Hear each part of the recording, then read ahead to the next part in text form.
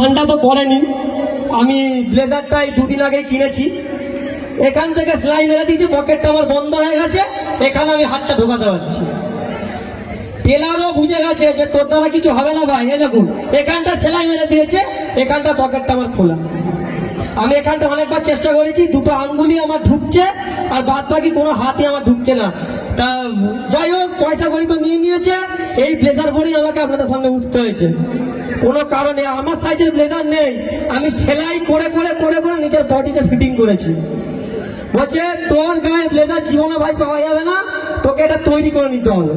তা মোটামুটি ব্লেজারটাকে সেলাই ঠেলাই করে কোনো রকম করে জুতো ফুতো নিয়ে পরে পরে আমি চলে এসেছি যে আমাকে যেন সুন্দর দেখায়।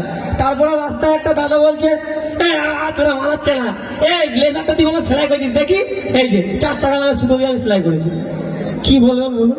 যে টেলার আমাকে সেলাই করে দিয়েছে, বলছে ভাই এই কোটটা তোর গায়ে মানাবে না, এই কোটটা তোর গায়ে মানাবে না। আরে দাদারা একটু ব্যান্ডটা একটু ব্যালেন্স করে নিন, তারপর আমি আবার কথা বলবো আপনাদের সাথে। আমি চেষ্টা করবো একটু জোকার হয়ে থাকার আপনাদের কাছে, ঠিক আছে? দাদা একটু ব্যান্ডটা চেক করুন।